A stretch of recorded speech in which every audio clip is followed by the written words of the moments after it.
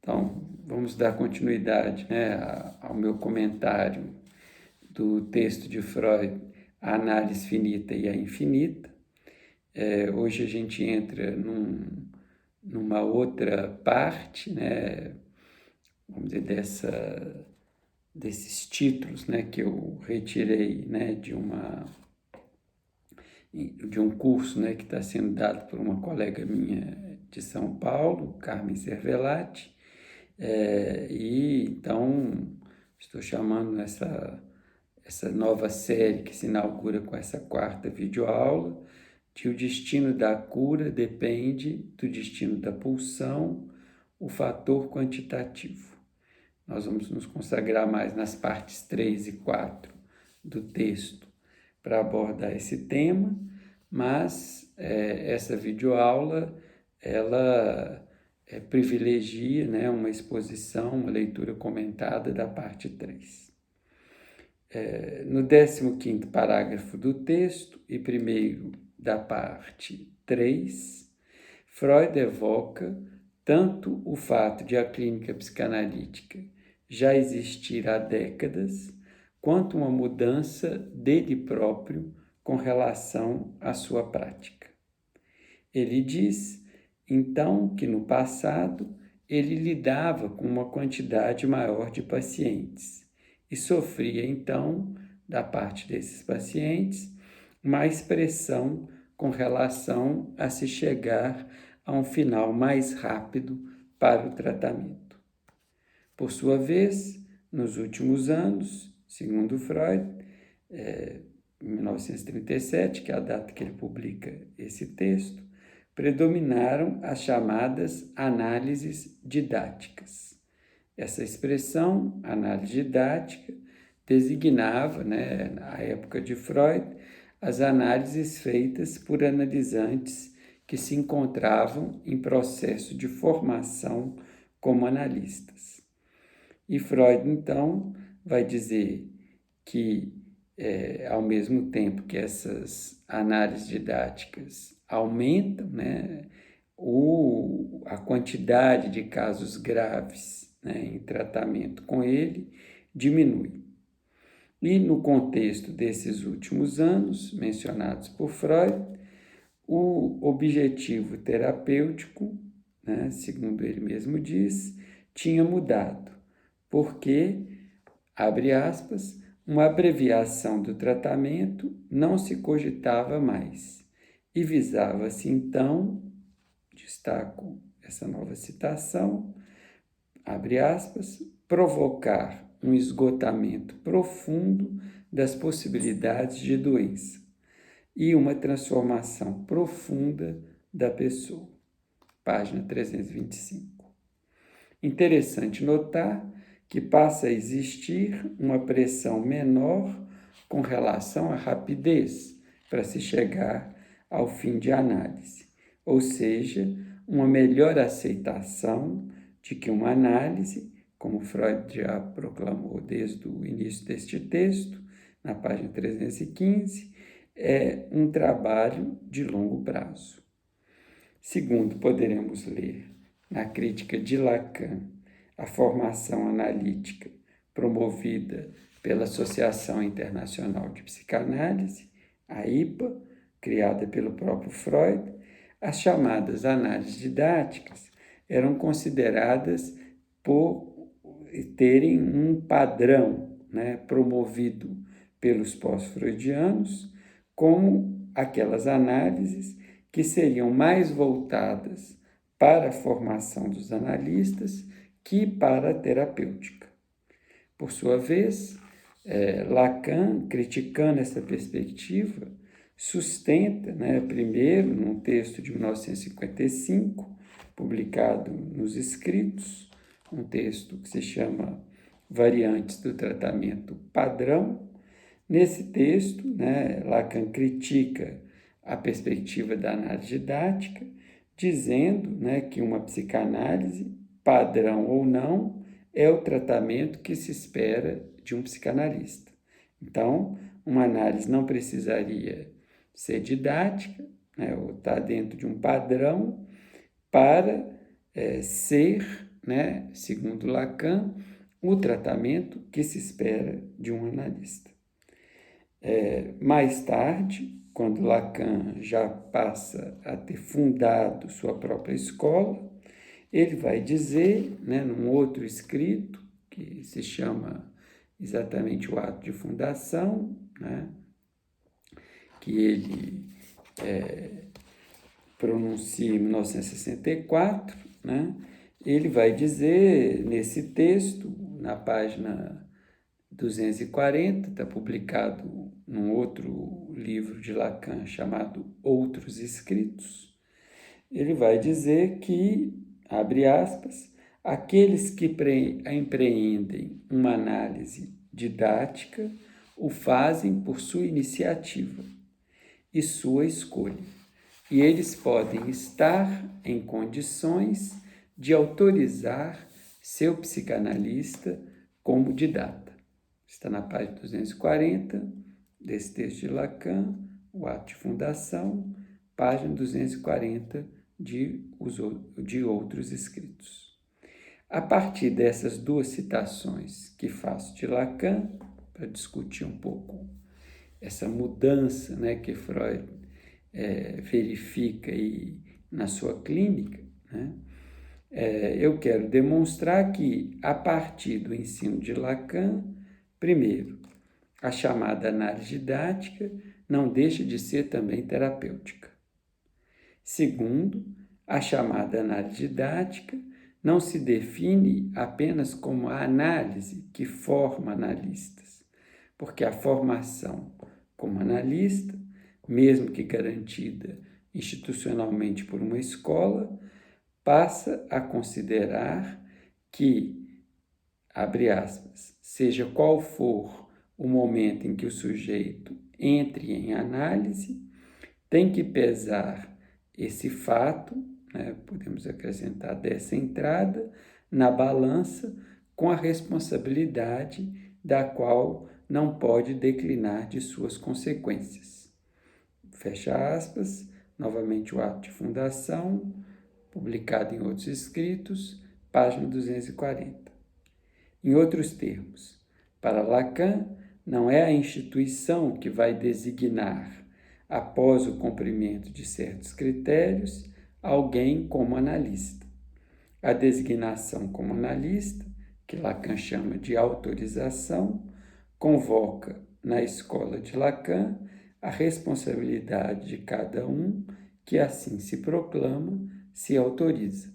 Então, qualquer um pode determinar a sua análise como sendo didática, para Lacan, como sendo formadora da sua posição como analista, e, nesse sentido, mesmo que ele faça uma análise com essa finalidade de formação, essa análise não é uma análise muito diferente da análise terapêutica. Ela é ela mesma terapêutica, e ela não é tão diferente da análise que alguém que não quer ser analista, nem pretende ser analista, vai fazer. Isso para Lacan. Retornando ao texto de Freud, que estou comentando, destaco que no âmbito de uma mudança que esse psicanalista localiza no interesse crescente pela formação dos analistas, o objetivo terapêutico, é a expressão que Freud usa, incluiria ainda, sob as formas de esgotamento profundo das possibilidades de doença e transformação radical da pessoa, o que, na segunda parte desse texto, já era anunciado como, respectivamente, uma desvinculação do sintoma com relação a seus efeitos patogênicos e uma alteração efetiva do eu do analisante. Há, portanto, uma relação entre esse esgotamento das possibilidades de adoecimento e a desvinculação do sintoma quanto a seus efeitos patogênicos. Tal esgotamento não é uma eliminação do sintoma, mesmo para Freud, Trata-se, a meu ver, de outro uso que se vai fazer do sintoma. E ao ler assim essa passagem freudiana, verifico o quanto que ela me permite antecipar algumas formulações de Lacan sobre o sintoma e o final de análise, particularmente nos seminários 23 e 24. Também, nessa mesma direção, essa transformação radical do paciente implicaria uma efetiva alteração de seu eu. Algumas vezes, o texto de Freud que comento, e de um modo mais radical, toda uma tendência pós-freudiana, acabou tomando, essa alteração do eu como resultado de seu fortalecimento através do tratamento psicanalítico, de modo que ele pudesse fazer frente, o eu, à força das pulsões para os quais ele não estava, sobretudo antes desse tratamento, preparado. O meu desafio, nesta leitura de A Análise Finita e Infinita, será também verificar que esse texto, de Lacan, de Freud, comporta também alguma antecipação, de algum modo, sobre a forma como Lacan vai abordar o que ele volta a chamar de ego no final do seminário 23, o sintoma, e que implica uma dimensão muito diferente de qualquer esforço para o seu fortalecimento ou de uma suposta preparação do ego para enfrentar problemas perante os quais o eu, antes do tratamento analítico, encontraria-se mais fragilizado. Na perspectiva lacaniana, com o fim de análise, trata-se de outro modo de lidar com a satisfação pulsional que toca o corpo e, portanto, o eu. Mas esse modo é bem diferente de, considerando fortalecido, o eu ter um domínio maior sobre as pulsões. Uma expressão do seminário 11 sobre o fim de análise já nos orienta com relação à proposta lacaniana. Trata-se de um outro modo de viver a pulsão. Essa expressão, viver a pulsão, que eu retiro do seminário 11 de Lacan. O que seria, então, esse viver a pulsão? Minha hipótese é de que algumas considerações freudianas em A Análise Finita e A Infinita sobre o fator quantitativo pode nos ajudar a responder a essa questão. No 10º parágrafo de A Análise Finita e A Infinita, Freud vai relembrar os 3 fatores que tornam oportuno o tratamento analítico. Primeiro, a influência dos traumas. Segundo, a força pulsional constitucional. Terceiro, a alteração do eu. Ele decide, depois de elencar esses 3 fatores, abordar o segundo.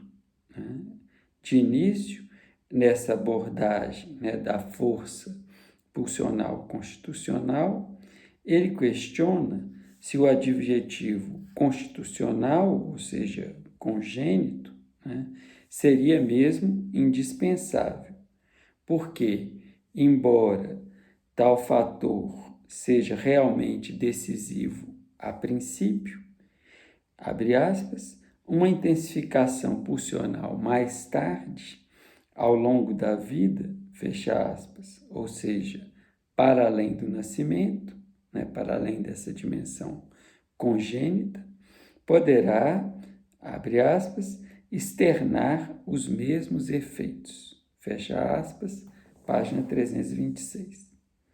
Considerando, portanto, o impacto das pulsões em outros momentos de vida, Freud nos propõe também localizar o que ele vai chamar de a força pulsional atual, isto é, o que em determinado momento da vida de alguém, né, não apenas antes do nascimento ou por ocasião do nascimento, lhe apresenta exigências às quais ele só pode conseguir responder adoecendo. Nesse mesmo contexto, Freud retoma a pergunta, na página 326, abre aspas, se um conflito entre a pulsão e o eu, ou uma exigência patogênica em relação ao eu, pode se resolver de modo duradouro e definitivo. Então, se o conflito, entre a pulsão e o eu, ou uma exigência patogênica, em relação ao eu, pode ser resolvida de forma duradoura e definitiva. Ele nos esclarece, então, e de modo, eu diria, bem lacaniano, que tal resolução não implicaria fazer desaparecer a exigência pulsional de forma a que ela nunca mais dê sinais. Página 326. Não há um tratamento extinguir as pulsões. Visar-se, então, o que Freud se propõe a chamar, mais ou menos, segundo os seus termos, de domação da pulsão. Página 326.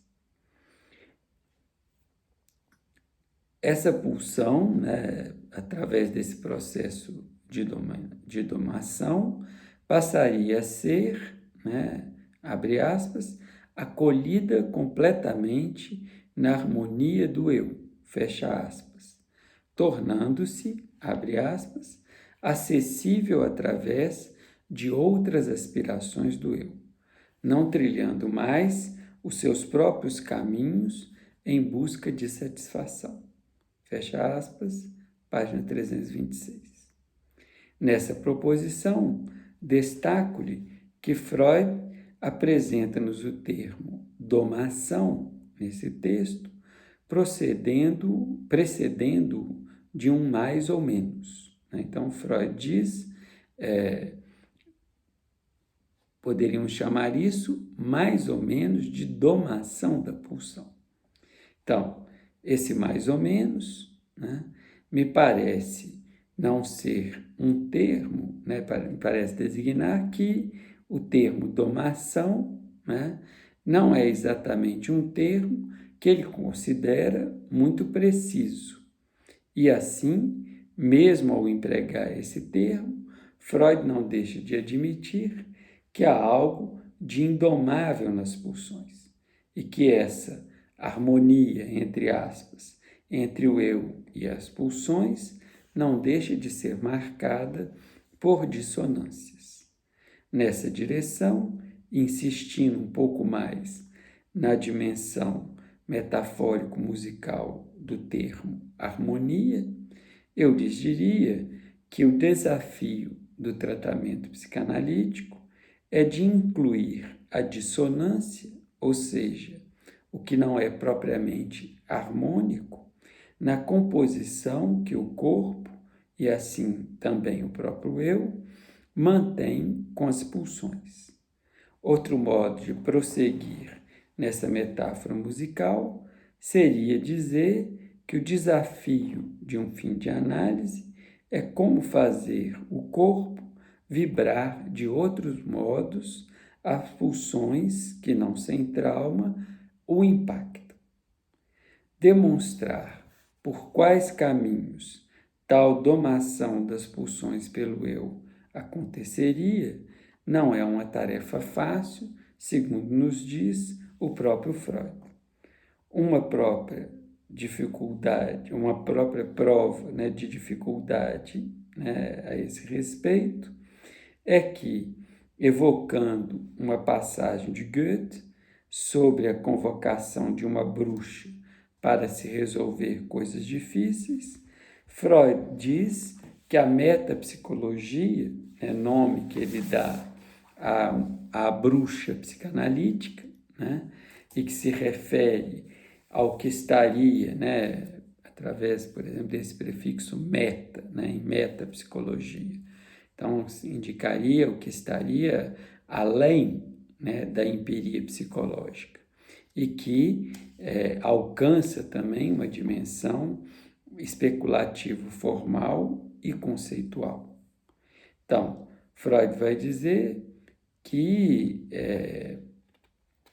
né, mesmo a bruxa psicológica, que é a metapsicologia, né, a bruxa psicanalítica, né, que é a metapsicologia, tampouco tem poderes para auxiliá-lo nessa dificuldade. Ainda assim, diz Freud, página 326, abre aspas, um ponto de apoio incalculável, né, existe, fecha aspas.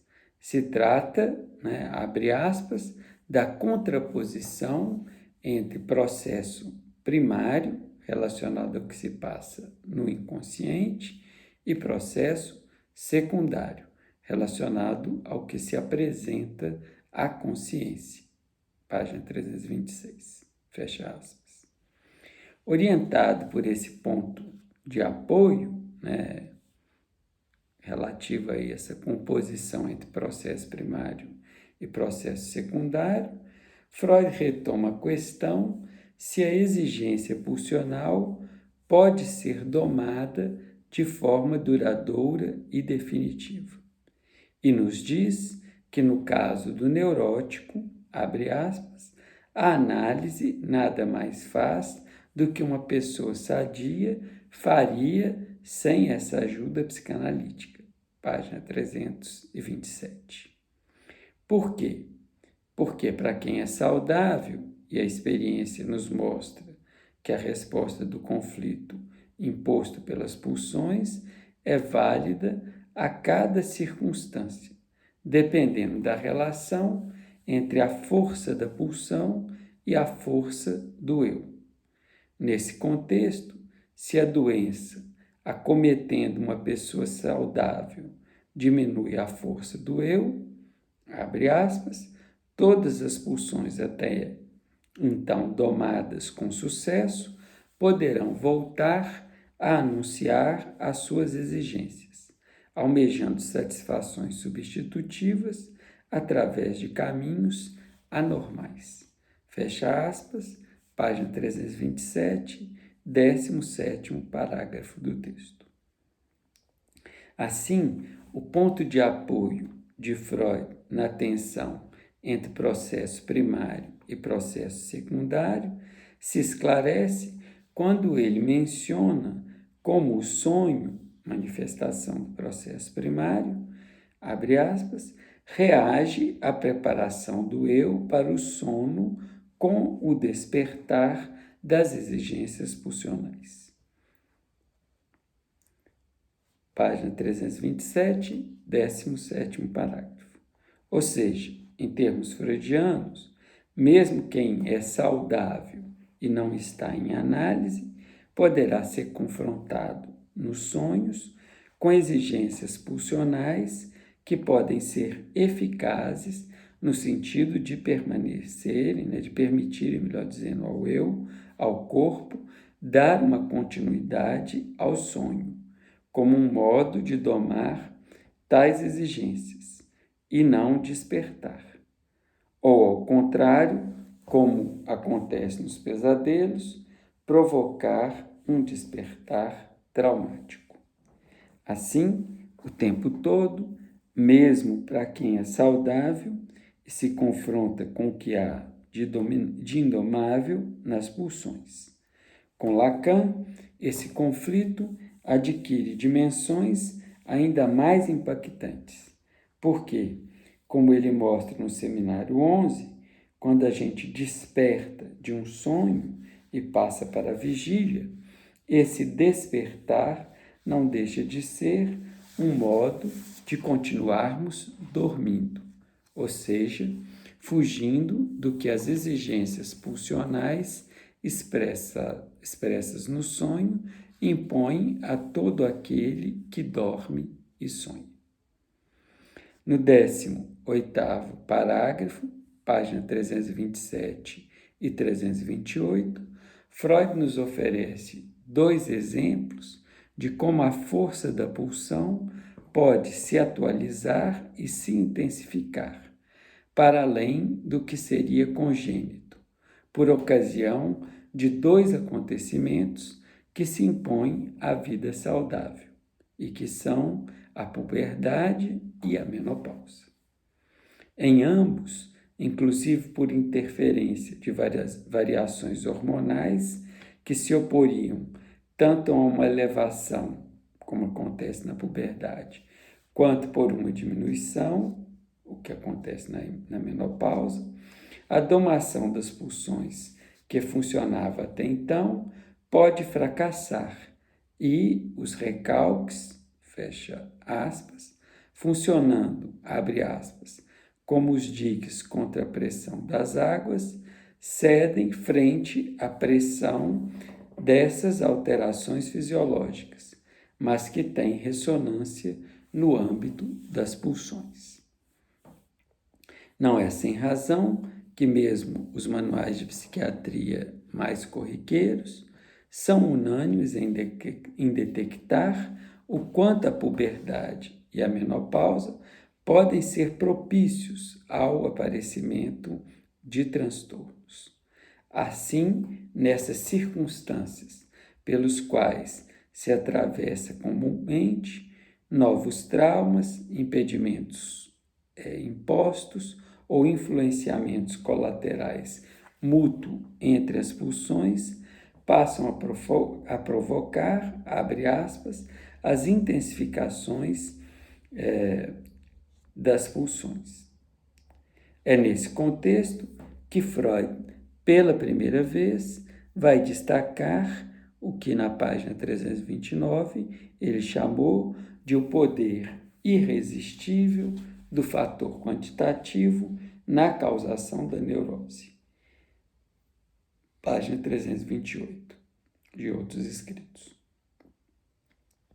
A quantidade de exigências pulsionais, seja para mais na puberdade, seja para menos na menopausa, produz doenças.